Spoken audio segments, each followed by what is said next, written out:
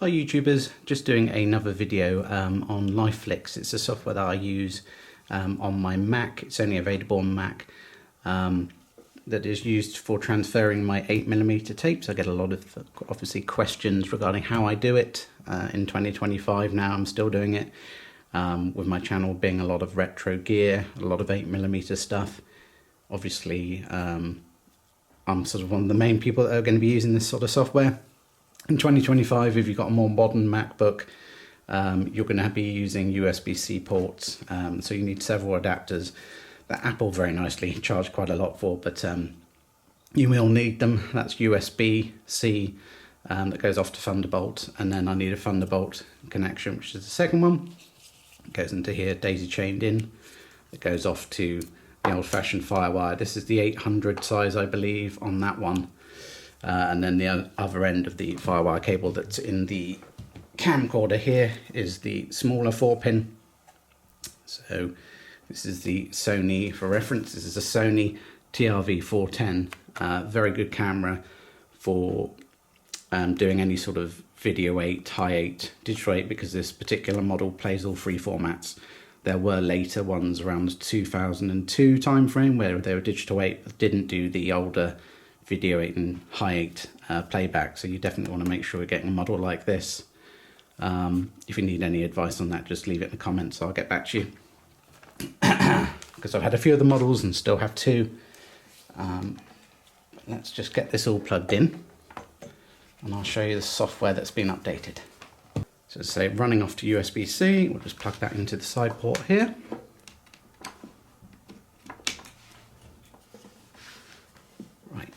Now, the good thing I like that they've done with LifeFlix, which is a very nice update, so open up the software, actually turn the camera on first. One thing I really like about LifeFlix is they've removed the ability to control the camera with the controls in software. Now that might sound like something that's negative, it's very much not. If you've been logging any FireWire video in the past, you'll know that there was a problem when I was using Final Cut that I used for a long time, Final Cut X. When you use FireWire and you capture with them, anytime there's a break in the tape, a glitch, or comes to the end of the recording, the software tends to kick off and have a fit, and then it ends up cancelling sometimes all of the previous bit of video it had captured.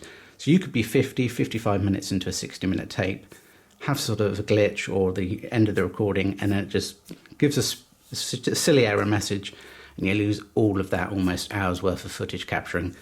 With that not being part of the software, you are literally controlling the camera with the controls on the camera.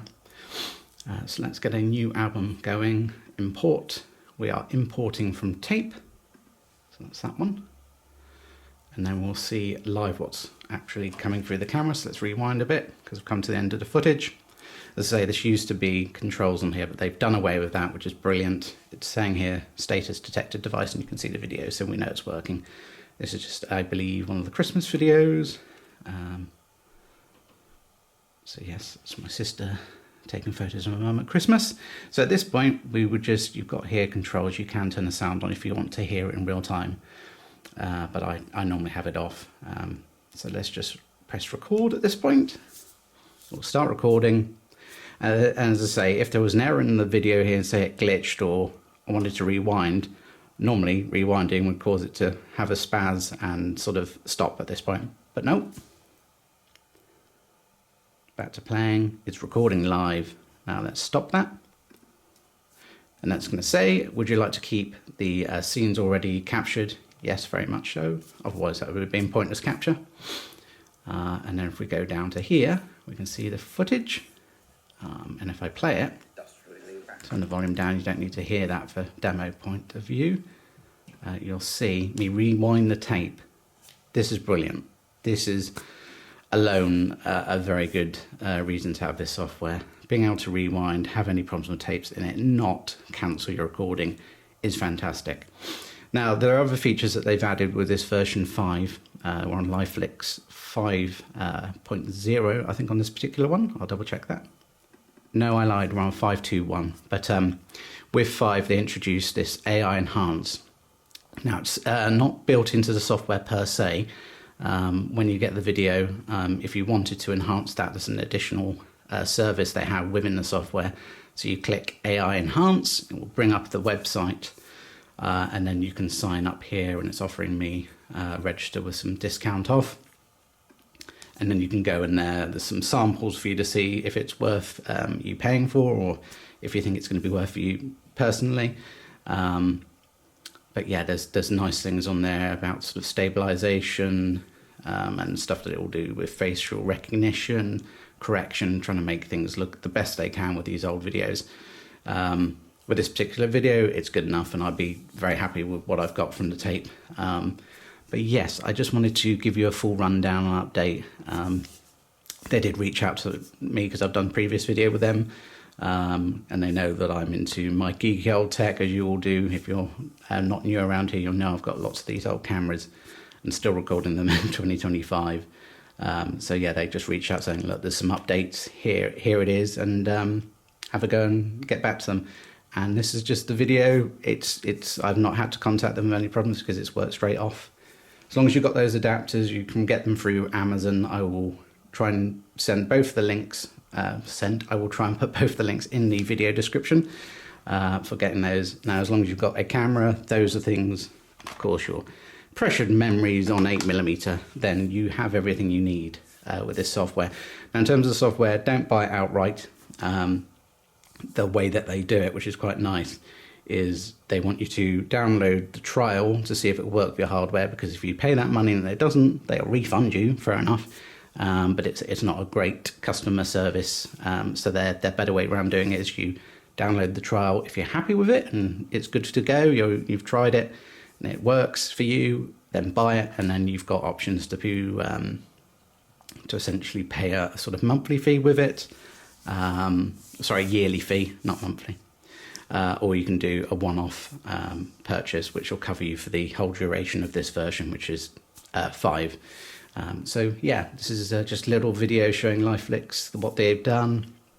Another thing that they've done in here as well, just an add-on for it. Obviously you've got features here, we're not doing the AI, I've shown that. But they have a more in-depth enhancement, which is quite nice. So you've got sharpness, you can turn up the intensity if you've got a video that's particularly sort of dull and you want more detail out of it, you can get the sharpness, you can just dial that up, and it gives you an idea of what's going to happen, or gives you an actual view of what's going to happen. You can change the color, brightness if it was overly dark, or if you do what I've done, which is make it look 10 times worse by mixing all the wrong settings, you can go to reset all, and that just brings it back to how it was. And then here is your output option. One of them, you can airdrop it to your phone if you want it on your phone, and you can send it to people. You can add it to your photo library, or you can just go to the normal export option. And again, they've updated this here. They've given you a bit more sort of control. You've got quality now, so let's zoom in and show that. You've got quality, so it's on the highest by default. You can do medium or lower if you're trying to send it on a lower connection to somebody, for instance. Output size all the way up to 4K. I'm not sure I'm going to get that with my 8K. Not sure I'm going to get 4K out of these 8mm, but it's there. Gives you, let's say, video options there. You can use this for other things, for capturing, as long as you've got the hardware. And then quality, I've already done. And then output, you can do that as an MPEG-4 now. So MP4 versus MOV file, which is the default Apple one. Each are very good compatibility anyway. Or use original format and size. So that just as is, basically. And then export. And that's how quick it was, because it was a quick clip. But yeah, and it's for me, it's gone straight to the desktop. But yeah, I hope you've enjoyed having a little look at this new software. Any questions, feel free to ask in the comments, and I'll leave a link to the software so you can try it yourself. Bye for now.